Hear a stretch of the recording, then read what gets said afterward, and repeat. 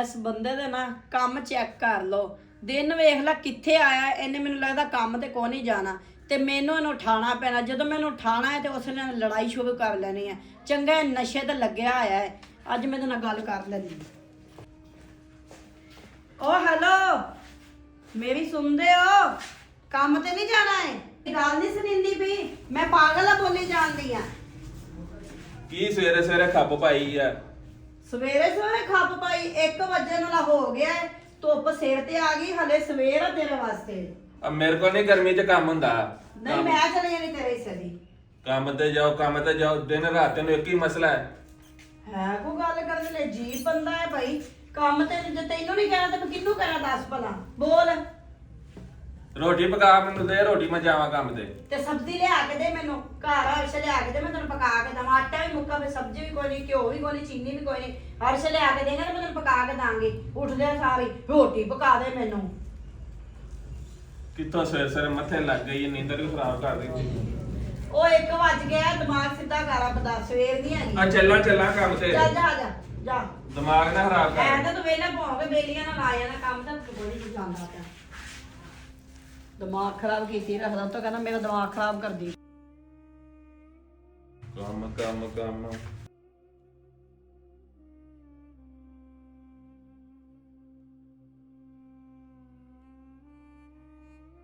ਹੁਣ ਫੇਰ ਵਾਪਸ ਆ ਗਏ ਹੋ। ਇਹ ਲੈ ਫੜ ਤੇ ਦਾਲ ਪਕਾ ਲਈ। ਦਾਲ ਪਕਾ ਲਾ। ਸੌ ਕਿਹੜੀ ਦਾਲ ਪੱਕਦੀ ਏ ਮੈਨੂੰ ਇਹ ਦੱਸ। 100 ਦਾ ਤਾਂ ਮਸਾਲਾ ਹੀ ਆਣਾ ਹੈਗਾ। ਦਾਲ ਵੀ ਪਕਾਈਏ ਨਾ ਤੇ 300-400 ਰੁਪਏ ਪੱਕਾ ਲੱਗਦਾ ਹੈ। 100 ਰੁਪਏ ਲਈ ਜਾ, ਮੇਰੇ ਕੋਲ ਨਹੀਂ 100 ਚ ਦਾਲ। ਚੱਲ ਪਕਾ ਲਈ ਹੁਣ। ਮੈਂ ਚੱਲਾ ਨਹੀਂ ਕੰਮ ਤੇ। ਲੈ ਅਜੀਬ ਬੰਦਾ ਭਈ, ਮੈਂ 100 ਚ ਕਿਹੜੀ ਦਾਲ ਪਕਾਵਾਂ। ਇਹ ਬੰਦਾ ਮੈਨੂੰ ਪਾਗਲ ਕਰਕੇ ਛੱਡੇਗਾ, ਮੈਨੂੰ ਦਿਸੀ ਖਲੀ ਗੱਲ। ਦਫਾ ਮਾਰਨੀ। ਇਹ ਤਾਂ ਬੰਦੇ ਨੇ ਦਿਮਾਗ ਖਰਾਬ ਕੀਤੀ ਰੱਖਣਾ ਹੈ।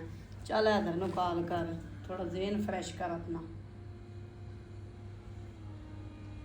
ਹੈਲੋ जी मेरी जान।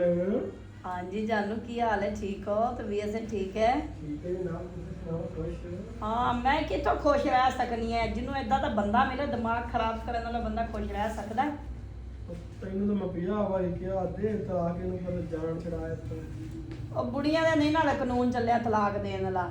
ਇਹ ਕਿਹੜਾ ਇਹ ਪਾਕਿਸਤਾਨ ਹੈ ਕਿਹੜਾ ਬਾਹਰਲਾ ਮੁਲਕ ਹੈ ਤੇ ਬੁੜੀਆਂ ਤਲਾਕ ਦੇਣ। ਮੈਨੂੰ ਤਲਾਕ ਉਹ ਦੇਵੇਗਾ, ਜਾਨ ਛੱਡੇਗਾ ਮੇਰੀ ਤੇ ਮੈਂ ਫੇਰ ਹੀ ਕਿਸੇ ਪਾਸੇ ਲੱਗਾਂਗੀ। ਅੱਛਾ ਸਾਰੀ ਗੱਲਾਂ ਛੱਡ ਹੁਕਮ ਕਰ ਦੋ। ਹੁਕਮ ਇਹ ਹੀ ਹੈ ਕਿ ਉਹ ਦਫਾ ਹੋ ਗਿਆ, ਕੰਮ ਤੇ ਚਲਾ ਗਿਆ ਤੇ ਤੂੰ ਆ ਕੇ ਮੈਨੂੰ ਮਿਲ ਹੀ ਜਾ। ਚੱਲ ਮੈਂ ਹੁੰਨਾ, ਮੈਂ ਤਾਂ ਅੱਗੇ ਤਰਸਿਆ ਮੈਂ ਤੈਨੂੰ ਮਿਲਣ ਤੋਂ।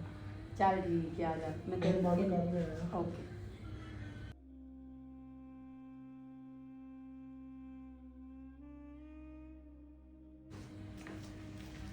ਹਾਂਜੀ ਜਨਾਬ। ਆ ਗਏ ਤੁਸੀਂ, ਬੈਠੋ। ਤੂੰ ਬੁਲਾਵੇਂ ਮੈਂ ਨਾ ਆਵਾਂ। ਹੋਰ ਸੁਣਾ। ਇਹ ਤਾਂ ਮੈਨੂੰ ਤੁਹਾਡੀਆਂ ਗੱਲਾਂ ਚੰਗੀਆਂ ਲੱਗਦੀਆਂ ਜਿਹੜੇ ਮੇਰੇ ਇੱਕ ਫੋਨ ਤੇ ਭੱਜੇ ਆਂਦੇ ਜੇ। ਘਰੇ ਮੋਟਰਸਾਈਕਲ ਹੈ ਨਹੀਂ ਸੀ, ਹਾਂ ਤੁਰ ਕੇ ਥੱਕ ਗਿਆ। ਹਾਏ ਅੱਲਾ, ਸੱਚੀ ਲੱਤਾਂ ਘੁੱਟਦਾ। ਬਸ ਕੋਈ ਨਹੀਂ ਖੈਰ। ਅੱਛਾ ਗੱਲ ਇਹ, ਮੈਨੂੰ ਇੱਕ ਗੱਲ ਦੱਸ। ਆ 100 ਰੁਪਿਆ ਨਸ਼ਈ ਮੈਨੂੰ ਦੇ ਗਿਆ ਹੈ, ਭਲਾ 100 ਦੇ ਵਿੱਚ ਦਾਲ ਪੱਕਦੀ ਹੈ? ਬਸ ਯਾਰ ਤੈਨੂੰ ਤਾਂ ਮੈਂ ਪਹਿਲੇ ਕਿਹਾ ਵਾ ਇਹਨੂੰ ਤੰਗ ਤੋਂ ਕਰ ਤੇ ਨਿਕਲ ਜਾ, ਪਰ ਇਹ ਮੇਰੇ ਨਾਲ ਨਿਕਾਹ ਕਰ ਲਾ। ਮੈਂ ਆਨਾ ਵੈਸੇ ਗੱਲ ਤੇ ਵੀ ਠੀਕ ਹੈ। ਹੁਣ ਮੈਂ ਕਿਸੇ ਪਾਸੇ ਗੱਲ ਲਾ ਕੇ ਖਲੋਣਾ ਨਹੀਂ, ਇੰਜ ਮੈਨੂੰ ਨਹੀਂ ਛੱਡਣਾ। ਕੋਈ ਨਾ ਕੋਈ ਦਿਨ ਮੈਨੂੰ ਹੱਲ ਕਰਨਾ ਪੈਗਾ ਤੇ ਛੱਡੇਗਾ। ਜਦੋਂ ਘਰੇ ਆਏ ਹੁੰਦੀ ਪੈ ਗਈ ਇਹਨੂੰ। ਮੈਂ ਐਵੇਂ ਹੀ ਕਰਦੀ ਆ, ਮੈਂ ਪਿਆਰ ਨਾਲ ਇੱਕ ਦਿਨ ਨਹੀਂ ਬੋਲੀ ਉਹਦੇ ਨਾਲ।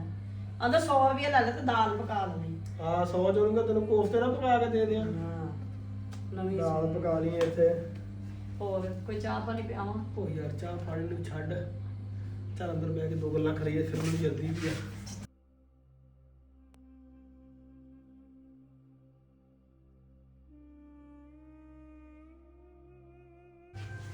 ਆ ਜਾ ਯਾਰ, ਇੱਕ ਤਾਂ ਅੰਦਰ ਗਰਮੀ ਬਹੁਤ ਹੁੰਦੀ ਆ।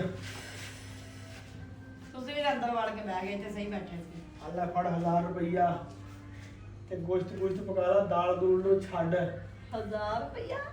ਜਦੋਂ ਫਿਰ ਟਾਈਮ ਸੇ ਬੜੇ 10 ਦਿਨ ਆ ਜਾਊਗਾ। ਠੀਕ ਹੋ ਗਿਆ। ਅਰੇ ਕਿੱਦਾਂ ਚੱਲਦਾ ਕਸਬੇ। ਮੇਰੇ ਬੰਦੇ ਨੇ ਤਾਂ ਮੇਰਾ ਦੋਸਤ ਹੀ ਚੰਗਾ ਵਾ। ਕੱਪ ਜੂਸ ਭੁੱਖਾ ਨਸ਼ਈ ਕਿੱਥੋਂ ਮੱਥੇ ਲੱਗਾ ਆ ਮੇਰੇ। 1000 ਰੁਪਇਆ ਨਸ਼ਈ ਆਉਣ ਵਾਲਾ ਹੈ। ਅੱਜ ਤਾਂ ਮੈਂ ਇਹਦੇ ਨਾਲ ਗੱਲ ਮੁਕਾਣੀ। ਮੈਂ ਲੜਾਈ ਲੈ ਕੇ ਨਾ ਕਿਸੇ ਤਰੀਕੇ ਦੇ ਨਾਲ ਲੜਨਾ ਹੈ ਤੇ ਮੈਂ ਤਾਂ ਕੋ ਤਲਾਕ ਲੈਣੀ ਹੈ, ਮੈਂ ਤੇ ਕਰੀ ਵਸਣਾ ਹੀ ਕੋਈ ਨਹੀਂ ਹੈ। ਚੱਲਦੀ ਹਾਂ ਦੁਪੱਟਾ ਬੰਨ ਆਪਣਾ ਪੁਰਾਣਾ ਡਰਾਮਾ। ਸੇਵ ਨੂੰ ਪੀੜ ਪੂੜ ਤਾਂ ਹੈ ਨਹੀਂ, ਕੁਛ ਵੀ ਨਹੀਂ, ਪਰ ਡਰਾਮਾ ਹੀ ਕਰਨਾ, ਲੜਾਈ ਕਰਨੀ ਹੈ ਨਾ। ਖੈਰ ਆਏ ਸਿਰ ਬੜਾ ਦਰਦ ਕਰਦਾ ਪਿਆ।